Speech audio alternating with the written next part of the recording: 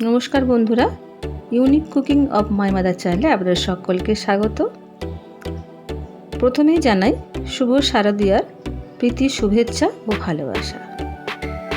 শারদীয়ার পরেই আসে লক্ষ্মী পূজা, আর লক্ষ্মী পূজায় নানান উপাচার দিয়ে আমরা পূজা অর্চনা করে থাকি। নারকেল নাড়ু, তিলের নাড়ু এবং অন্যান্য উপাচার। তো আজকে আমি বাড়িতে কিভাবে তিলের নাড়ু বানাচ্ছি সেটা দেখাচ্ছি।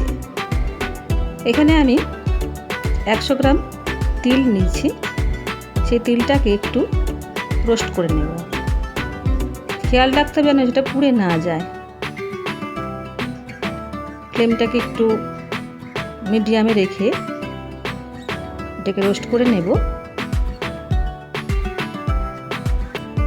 যখন ফাটতে শুরু করবে তখন বুঝবো ওটা হয়ে গেছে।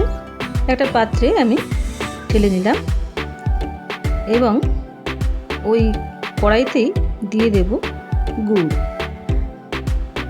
আমি এখানে 100 গ্রাম তিল নিয়েছি আর গুঁড়ো নিয়েছি 150 গ্রাম। 150 গ্রাম গুড় দিয়ে তাতে একটু জল দিয়ে দিলাম। জল দিলে একটু পাতলা হয়ে যাবে। ভালোভাবে গুড়টা গুলে নিচ্ছি এবং ফুটতে দেব।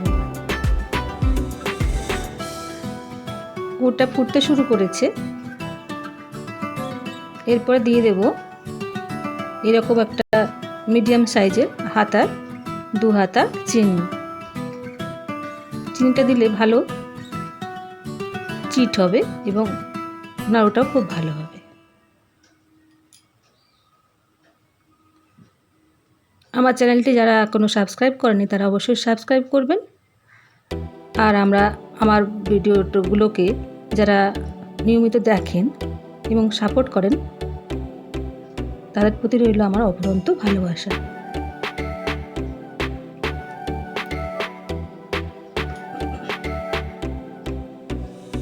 দেখে নিলাম গুড়টা কতটা চিটচিটে হয়েছে। দেখুন কতটা ফুলে ফুলে উঠছে গুড়টা, এবং যখন চিট হয়ে যাবে, হাতে চিটচিট করবে, তখন এর মধ্যে রোস্টেড তিলগুলো দিয়ে দেব।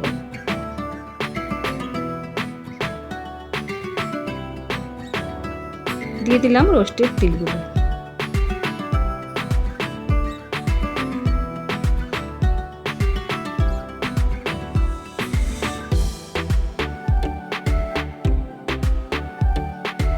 এরপরে ভালোভাবে নেড়ে চেড়ে মিশিয়ে নিচ্ছি এবং কিছুক্ষণ মিনিট 5 মতো এটা ফুটতে দেব। ফুটে যখন গুড়টা অনেকটা ঘন হয়ে যাবে এবং দেখুন পাশে লেগে যাচ্ছে এবং অনেকটাই চিটচিটে হয়ে গেছে, এরকম থিকনেসটা আসবে।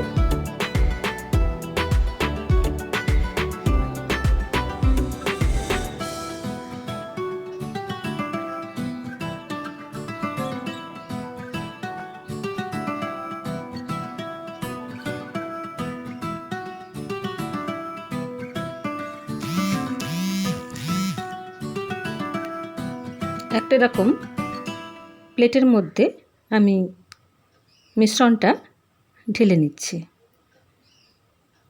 ঢেলে ঠান্ডা হতে দেব।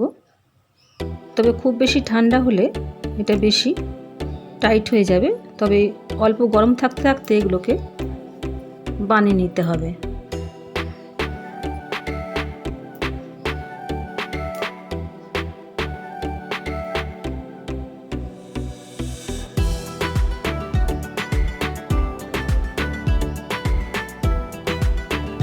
বাজার থেকে তো তিলের নাড়ু কেনা হয়, তবে বাড়িতে যে নাড়ুটা বানানো হয় সেটার স্বাদ অসাধারণ হয়।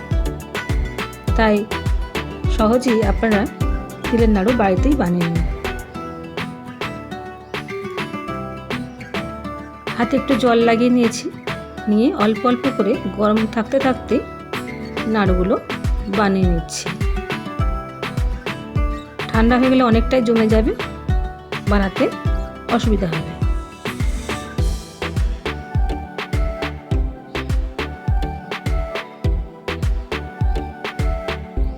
এভাবে অল্প অল্প নিয়ে নাড়ুগুলোকে বানিয়ে নিচ্ছি। যখন পুরোপুরি ঠান্ডা হয়ে যাবে নাড়ুগুলো, দেখবেন কত শক্ত হয়ে গেছে। এবং হাতে যাতে লেগে না যায় তার জন্য অল্প একটু জল হাতে লাগিয়ে নিয়েছি।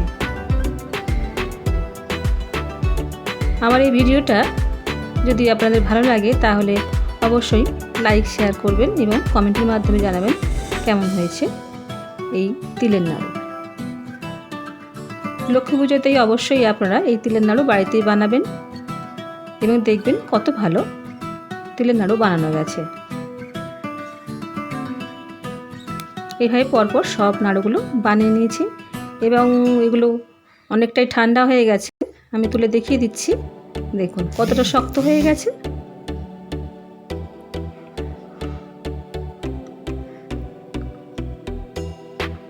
আমার ভিডিওটা দেখার জন্য ধন্যবাদ। Thank you.